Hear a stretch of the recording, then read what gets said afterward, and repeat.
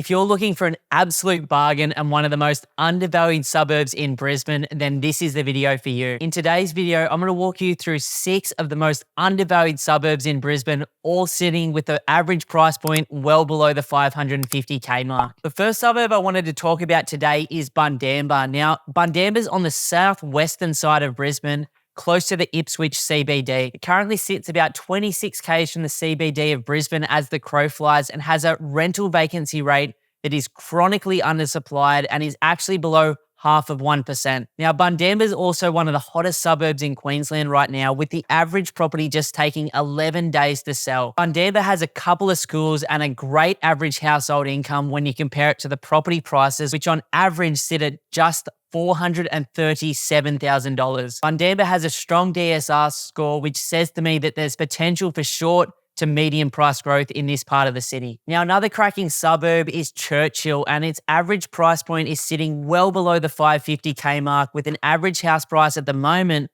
of 440k. Now, Churchill's out in Ipswich, and according to the state government, they're proposing the first fast rail line from the Ipswich CBD to the Brisbane CBD, which, if it passes, it will be built before the Olympic Games and get people from the Ipswich CBD to Brizzy within 22 minutes. It's also extremely close to one of the best schools in the country, which is Ipswich Grammar and the University of Southern Queensland. Now, the state government, combined with the Brisbane City Council, has decided that Ipswich is going to be the new second CBD of Brisbane, like they did in Parramatta years and years ago in Sydney. What that means is massive amounts of infrastructure spending, a new CBD getting built over time, and they're expecting the population to go from about 190,000 people this year to about 400,000 people before the 2032 Olympic Games in this pocket of the city. I think Churchill looks fantastic on paper with so many of the indicators that I look for, and could be a great long-term investment. Now, the final suburb on the southwestern part of Brisbane is Eastern Heights. This suburb's 31 k's away from the city,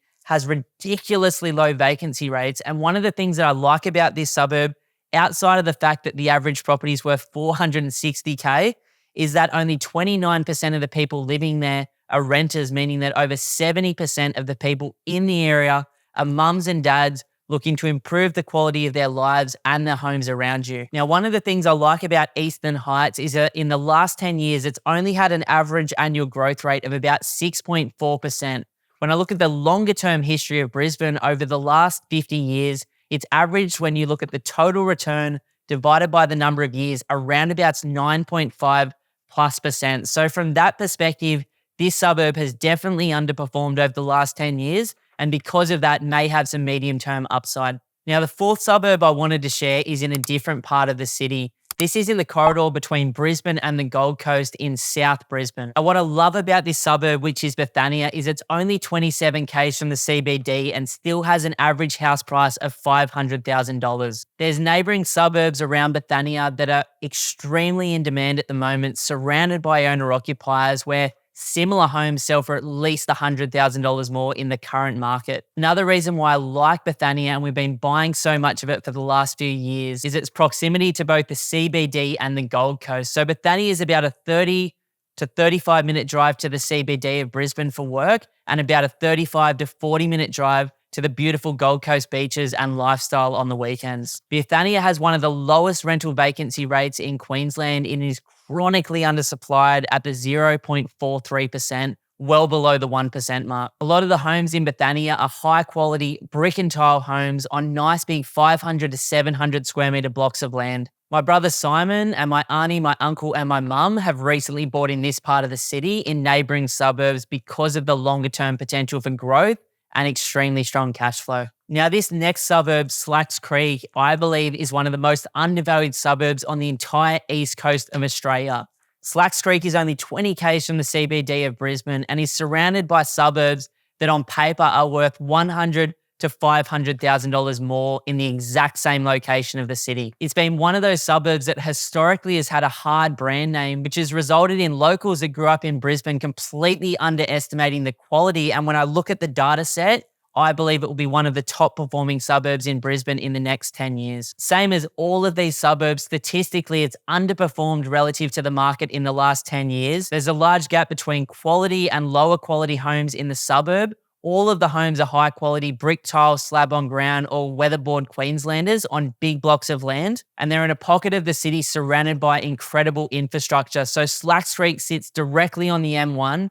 As the crow flies, it's only a 22-minute drive to the CBD and about a 35-minute drive straight to the Goldie. It's also got access to train stations in neighbouring suburbs. The last suburb I wanted to talk about today is Waterford West. Now, Waterford West is 27 k's from the city and has an average house price of only $527,000. This suburb, same as the last couple, is smack bang between Brisbane and the Gold Coast in one of the fastest growing population and infrastructure regions of Australia. All of these suburbs are going to benefit from the population, job, and infrastructure growth coming into Queensland at the moment. And as we move closer to the 2032 Olympic Games, all of these suburbs have the potential for upside. I was recently reading an article in the Australian Financial Review where 7 different analysts, including 4 from the major banks in Australia, were looking at this particular part of the city. All 7 of the analysts suggested that the average house in Brisbane for $600K today should be worth somewhere between $900K and $1.2 million by the 2032 Olympic Games. Now, whether that happens or not, they nor I have any idea, but statistically speaking, and after looking at these suburbs for many, many years, there are high quality properties in every single one of these 6 suburbs for well below the $550K budget. Now, for those of you seriously thinking about buying a property in the next 12 months, I'd love to offer you a one-on-one strategy session.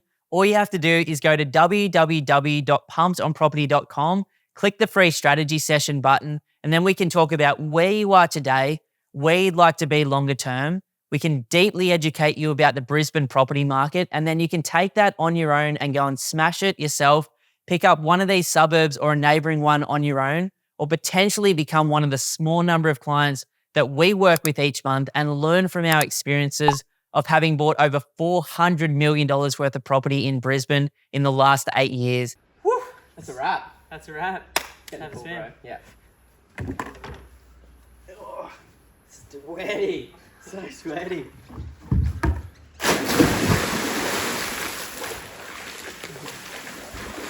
Oh, that's good. Look at that. So nice, eh? Oh.